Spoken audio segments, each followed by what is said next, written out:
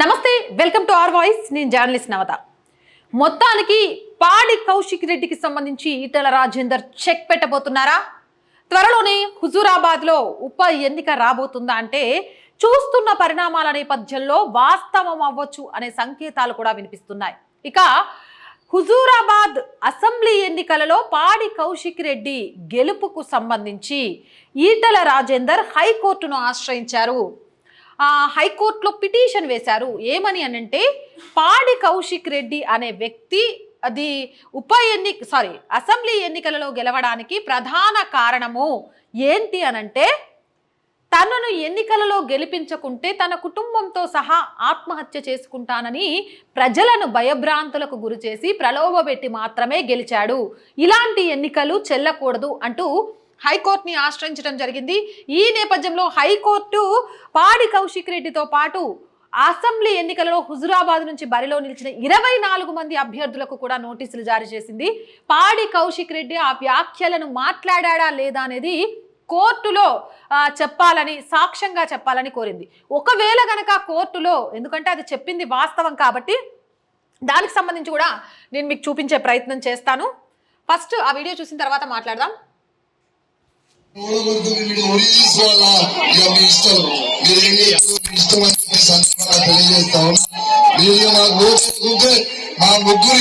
మా ముగ్గురి శివాన్ని మీరు చూడని చెప్పి సందర్భాన్ని తెలియజేస్తా ఉన్నా. మీరు ఓటేసి లీడిస్తే జయయాత్రకు వస్తా, లేకుంటే 4వ తారీఖున శివయాత్రకి మీరు రారి. ఎట్లయినా సరే మీ దళంటున్నా, మీ దండంటున్నా, మీ కడుపులో తలికే పెడతా అంటున్నా, మీ గడలు పెట్టుకుంటా అంటున్నా. ఒక్కసారి అవకాశం ఇవ్వద్దు. మీ దయ, మీ దండం ఒక్కసారి మీరు కాపాడుకుంటారని మంచి పూర్తిగా నేను మీ అందరూ కూడా కోరుకుంటూ సెలవు తీసుకుంటా ఉన్నా. రేపు రెండో గుర్తు కాలు గుర్తున్నది. మళ్ళొక్కసారి ఆ వ్యాఖ్యలిందా తెలియజేస్తా ఉన్నా. మీరు ఓటేసి లీడిస్తే జయయాత్రకు వస్తా, లేకుంటే 4వ తారీఖున శివయాత్రకి మీరు రారి. ఎట్లయినా సరే మీ దళంటున్నా, మీ దండంటున్నా. రైట్. ఇదే వ్యాఖ్యల మీద ఈటెల రాజేందర్ కోర్టును ఆశ్రయించాడు. ప్రజలను ప్రలోభపెట్టి, భయపెట్టి శవయాత్ర చేస్తాం, కుటుంబ సభ్యులందరం ఆత్మహత్య చేసుకుంటామంటూ పసిపిల్లను కూడా తీసుకొచ్చి మైనర్ అమ్మాయిని కూడా ఎన్నికల ప్రచారంలో పెట్టి ఈరోజు ఎన్నికల్లో గెలిచాడు అంటూ కోర్టును ఆశ్రయించాడు. ఈ వ్యాఖ్యలు నిజమా కాదా అంటూ 24 మందికి సంబంధించి కోర్టు అయితే నోటీసులు ఇచ్చింది. ఈ విషయంలో ఈ వ్యాఖ్యలు నిజంగా పాడి కౌశిక్ రెడ్డి చేశాడా లేదా అనే విషయాన్ని ఎన్నికల ప్రచారంలో భాగంగా పాడి కౌశిక్ రెడ్డి తను జైత్రయాత్ర చేస్తాడా, శవయాత్ర చేస్తాడా అంటూ ప్రజల ముందు మాట్లాడా లేదా అనే దానికి సంబంధించి సాక్షులుగా పిలిచింది. ఒకవేళ గనక ఇదే గనక ప్రూవ్ అయితే డిస్క్వాలిఫై అయ్యే అవకాశం కూడా లేకపోలేదు పాడి కౌశిక్ రెడ్డికి సంబంధించి. డిస్క్వాలిఫై అయితే హుజూరాబాద్లో బై ఎలక్షన్స్ వచ్చే అవకాశం ఉంది అని కూడా వ్యాఖ్యలు వస్తున్నాయి. అయితే పాడి కౌశిక్ రెడ్డికి ఇదేం కొత్త కాదు. గతంలో కూడా అనేక సందర్భాలలో ఉద్యోగస్తుల విషయంలో పాడి కౌశిక్ రెడ్డి ఎలా ప్రవర్తించాడు అనే విషయం, అలాగే సర్పంచులతోటి ఎలా వ్యవహరించాడు అనే విషయం, ఈయనకు సంబంధించి వివాదాలకు ఎల్లవేళలా ఈయన కేర్ ఆఫ్ అడ్రస్గానే ఉంటూ వచ్చాడు.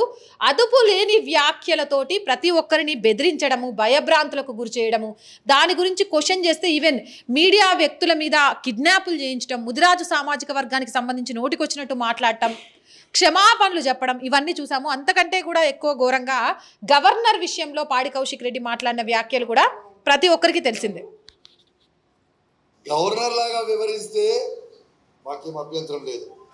ఎందుకంటే గవర్నర్ అంటే మాకు కూడా గవర్నర్ పోస్ట్కి గౌరవం ఇచ్చే సంస్కారం మాకు కూడా ఉన్నది. కానీ ఏదో ఢిల్లీ నుంచి వచ్చిన డైరెక్షన్లతోని ఈ తెలంగాణ రాష్ట్రానికి తనేదో బీజేపీ అధ్యక్షులుగా వివరిస్తే మేము సహించేది రైట్. ఇలానే ఇంతకంటే ఘోరమైన పదజాలం ఫైల్కి సంబంధించి పాడి కౌశిక్ రెడ్డికి ఎమ్మెల్సీ కోటాలో సెలెక్ట్ చేయనందుకు గవర్నర్ని, ఒక మహిళలను కూడా చూడకుండా ఆ ఫైల్ని అంటూ ఒక అసభ్య పదజాలంతో మాట్లాడారు. దీనికి సంబంధించి జాతీయ మహిళా కమిషన్ కూడా స్పందించింది. గవర్నర్కి క్షమాపణ చెప్పడం కూడా చూసాం. అంటే పాడి కౌశిక్ రెడ్డి అనే వ్యక్తి ఈరోజు కాదు, బతిమాలి భామాలి భయపెట్టి బుజ్జగించి ఏం చేసైనా సరే తన ఉనికిని తన అధికారాన్ని కాపాడుకోవడానికి ప్రయత్నం చేస్తాడు అంటూ గతంలో పాడి కౌశిక్ రెడ్డికి సంబంధించి అనేక అభియోగాలు చూసాం. అంతకంటే ఘోరమైంది ఏంటి అంటే అమరవీరుల స్తూపం మీద, హుజూరాబాద్ సెంట్రల్లో అమరవీరుల స్తూపం మీద తన పేరు లేదు అని చెప్పి అమరవీరుల స్తూపాన్ని తీర్చేసి మరొక స్తూపంలో ఈయన పేరుతో కట్టించుకున్నాడు. అంటే ఈయన పేరు ప్రతిష్ట అధికారం కోసం ఏదైనా చేస్తాడు.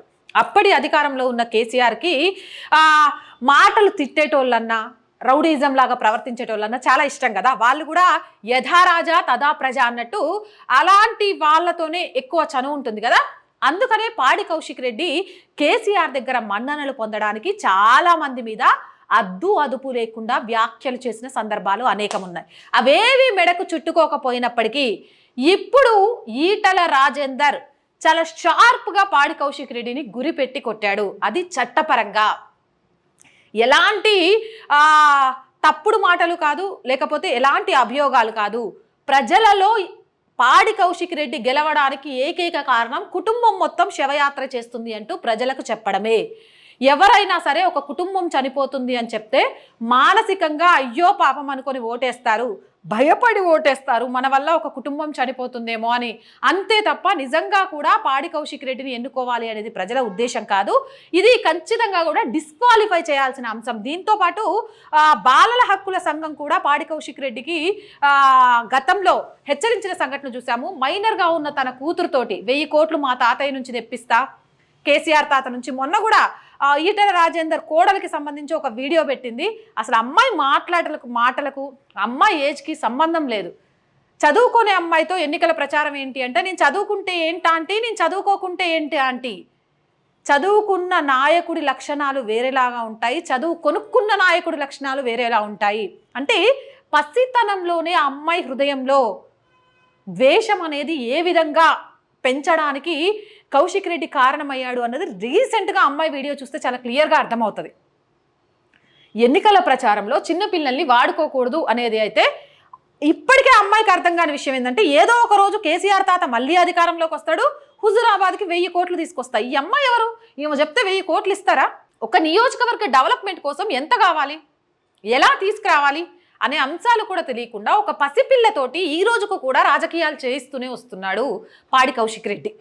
ఇలా పసిపిల్లల్ని రాజకీయాల్లోకి తీసుకొచ్చి దేశ భవిష్యత్తు, దేశానికి భావి భారత పౌరులాగా తీర్చిదిద్దాల్సిన పిల్లల్లో చిన్నప్పటి నుంచే ద్వేషం అనేది తీసుకెళ్లడం సరైన విధానం కాదు అనే విషయం కూడా ఎన్నికల సమయంలో చాలాసార్లు ప్రస్తావనకు వచ్చింది. ఏదేమైనా కానీ 20వ తారీఖున దీనికి సంబంధించి హైకోర్టులో విచారణ అయితే ఉంది. ఆ విచారణలకు 24 మందికి నోటీసులు అందాయి.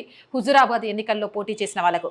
పాడి కౌశిక్ రెడ్డి సంపుకుంటారా శవయాత్ర లేకపోతే విజయయాత్ర అన్నది నిజమా కాదా అన్నది వాళ్ళని సాక్షులుగా పిలిస్తే, ఇందులో మాత్రం ఆయన మాట్లాడింది నిజమే అని సాక్షులుగా వీళ్ళు చెప్తే ఆ ఎన్నికలలో పాడి కౌశిక్ రెడ్డి డిస్క్వాలిఫై అవకాశం కూడా ఉంది అంటూ చాలామంది సోషల్ మీడియా వేదికగా చర్చించుకుంటున్నారు. మరి అదే కనుక జరిగితే మళ్ళీ హుజూరాబాద్లో బైపోల్ తప్పదు. ఒకవేళ హుజూరాబాద్లో బైపోల్ వస్తుంది అని మీరు అనుకుంటున్నారా?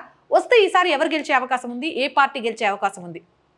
పాడి కౌశిక్ రెడ్డికి సంబంధించి నోటీసులు అందుకున్న 24 మందిలో ఎంతమంది హాజరవుతారు? ఈ తీర్పు ఎంతకాలం కొనసాగుతుంది? వెంటనే తీర్పు వస్తుంది లేదే అనుకుంటున్నారా అనేది కామెంట్ సెక్షన్లో తెలియజేయండి.